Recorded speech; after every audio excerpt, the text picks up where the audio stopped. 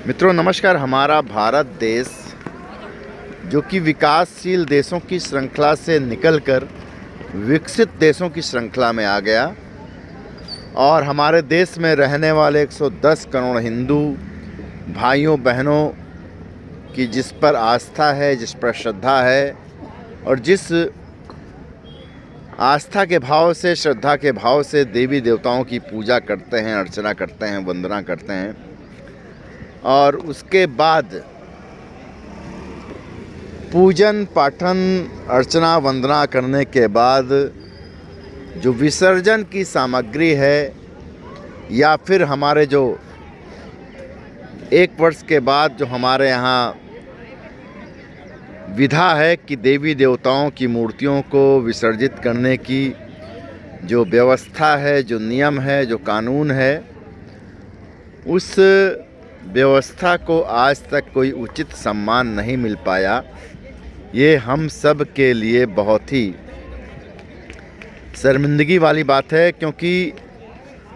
हम जिस देश में रहते हैं उस देश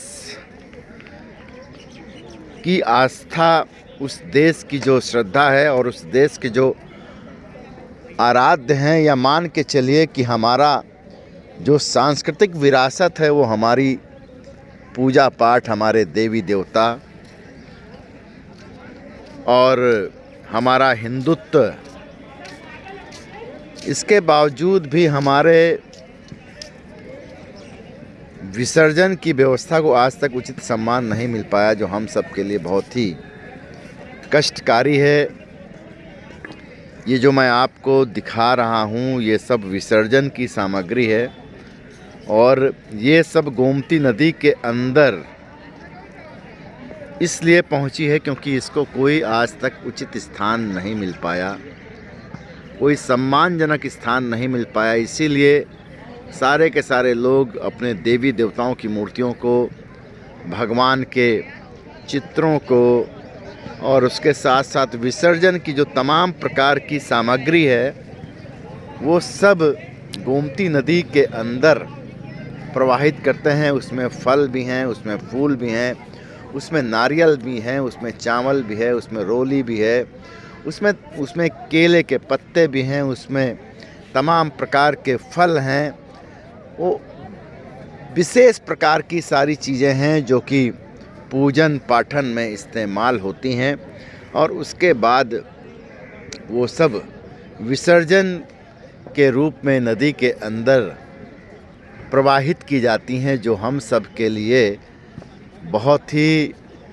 एक सोचनीय विषय इसलिए बन जाता है क्योंकि हमारी आदि गंगा गोमती माँ, जो वास्तव में एक पवित्र नदी थी कभी, आज उस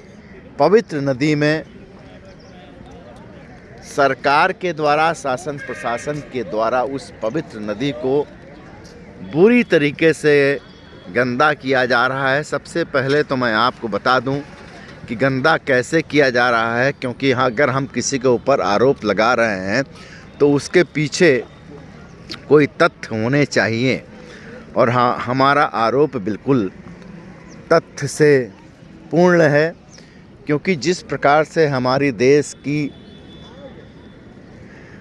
हमारे उत्तर प्रदेश में जो बनने वाली सरकारें, जो लोकतांत्रिक व्यवस्था के तहत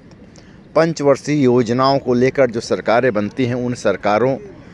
ने कभी भी नदियों के बारे में नहीं सोचा कि हमें अपनी नदियों को कैसे प्रदूषण से बचाना है, हमें अपनी नदियों के पवित्र जल को कैसे बचा के रखना है, इसके बारे में कतई नहीं सोचा। आज लखनऊ में 28 गंदे नाले जो लखनऊ के अंदर गोमती नदी के अंदर गिर रहे हैं और वो गंदे नालों से निकला हुआ कचरा, उन गंदे नालों से तमाम प्रकार की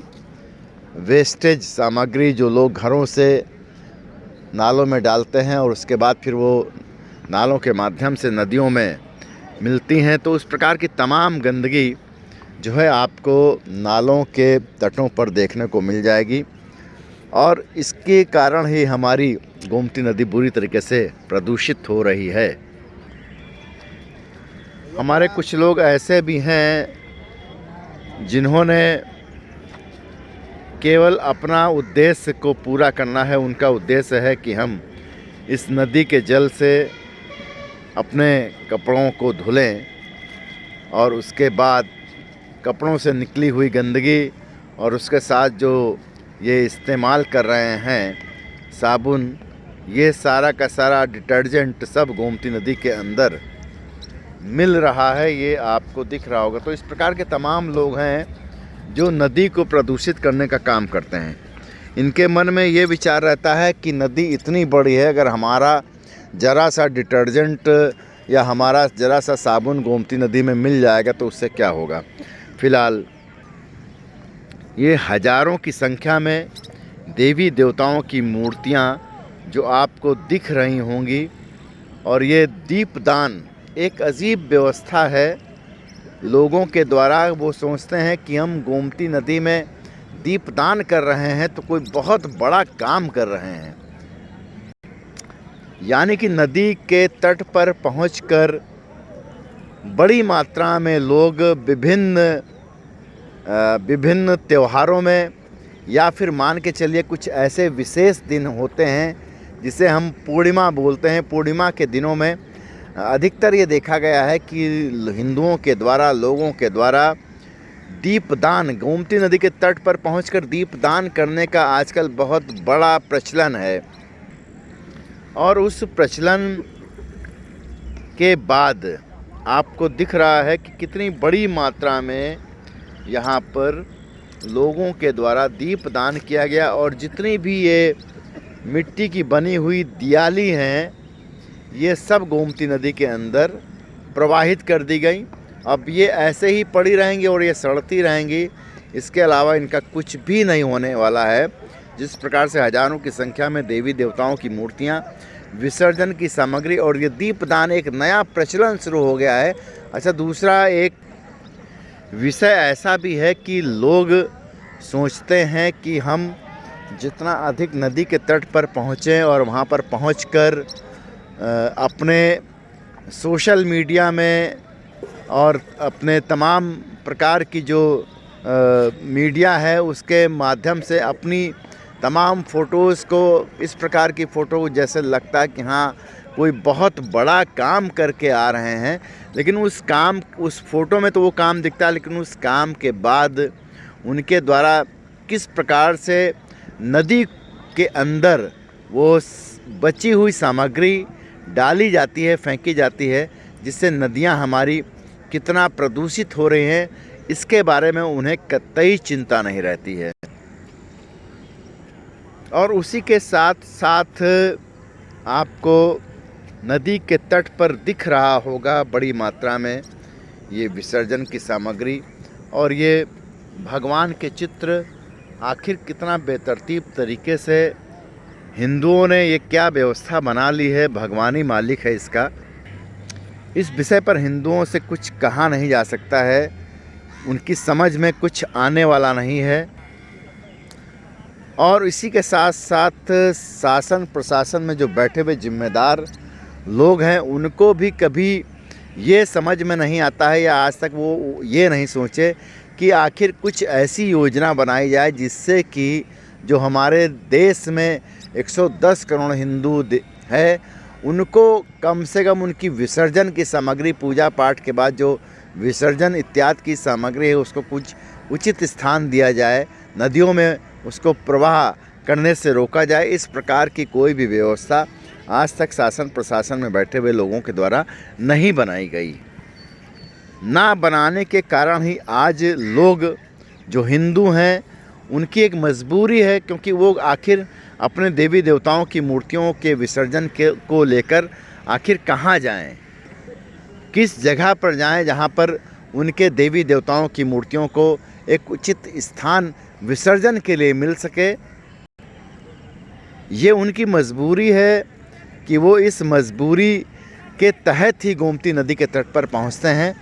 और अगर आपको शहर में किसी पीपल के वृक्ष के नीचे या किसी बरगद के वृक्ष के नीचे देवी देवताओं की मूर्तियां अगर आपको दिखती हैं तो ये उनकी मजबूरी है, वो हिंदू भाइयों बहनों की मजबूरी है। मैं इस बात के लिए सरकार से अनुरोध करता हूँ, निवेदन करता हूँ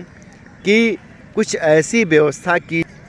जिससे लोग बेतरतीब तरीके से देवी देवताओं की मूर्तियों को, विसर्जन की सामग्री को इधर उधर ना फेंकें, क्योंकि इससे हमें हमारे धर्म का अपमान झेलना पड़ता है। हमें नदियों को प्रदूषण की ओर ले जाना पड़ता है, ये मजबूरी है हिंदुओं की।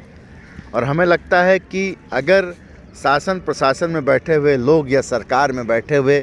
माननीय लोग अगर इस बात की चिंता कर लें तो शायद हमारी ये जो नदियां हैं, जिसके बारे में केंद्र की सरकार ने, हमारे माननीय प्रधानमंत्री जी ने भी नमामि गंगे नाम से एक बृहद स्तर पर योजना बनाई है कि कैसे हम अपनी नदियों को सुरक्षित करें, संरक्षित करें और हमारी नदियां कैसे निर्मल अविरल धारा में बहें। इस प्रकार की योजना जो बनाई है, हमें लगता है ये तभी सफल हो पाएगी। उससे पहले हमें एक योजना बनानी पड़ेगी कि हमारी जो विसर्जन की सामग्री है, देवी देवताओं की मूर्तियां हैं, पूजा पाठ के बाद उनको उचित स्थान दिया जाए। उनको नदियों की अपेक्षा नदियों के तट पर ही कुछ ऐसी चीज़ें बनाई जाएँ, कुछ ऐसी योजनाबद्ध तरीके से कुछ ऐसी व्यवस्था की जाए जिससे कि लोग नदी में विसर्जन की सामग्री ना डालें और लोगों को विसर्जन के लिए उचित स्थान मिल सके। यदि हमारे देवी देवताओं को विसर्जन के लिए उचित स्थान मिलेगा या हमारे हिंदू भाइयों बहनों को कुछ ऐसे स्थान की व्यवस्था कर दी जाए जिससे कि हमारे ये देवी देवता इस तरह से बेतरतीब तरीके से इधर उधर ना पड़े मिलें और ये विसर्जन की सामग्री इस प्रकार से इधर उधर ना देखने को मिले, क्योंकि इससे हमारा अपमान होता है, हमारे धर्म का अपमान होता है। और हम 110 करोड़ हिंदू भाई बहन अपने अपमान को इसी प्रकार से देख रहे हैं और अपने देवी देवताओं के अपमान को इसी प्रकार से हम सह रहे हैं। आखिर हम कब तक ये सहते रहेंगे? हमारी इस आवाज़ को कैसे मान मिलेगा, सम्मान मिलेगा? क्योंकि ये हमारी ही आवाज़ नहीं, ये 110 करोड़ हिंदू भाइयों बहनों की आवाज़ है और उनकी आवाज़ को सम्मान मिलना चाहिए। जब तक ये सम्मान नहीं मिलेगा तब तक स्वच्छ पर्यावरण आंदोलन सेना लखनऊ इसी प्रकार से प्रत्येक रविवार को गोमती नदी के तट पर ये जो विसर्जन की सामग्री है, जो देवी देवताओं की मूर्तियां आप देख रहे हैं, इसको निकालने का काम गोमती नदी से इसी प्रकार से हम करते रहेंगे। और इस काम के साथ हम सरकार से अपनी बात को बहुत ही प्रभावशाली तरीके से रखते रहेंगे और बताते रहेंगे कि सरकार इस विषय पर ध्यान दे, क्योंकि हमारा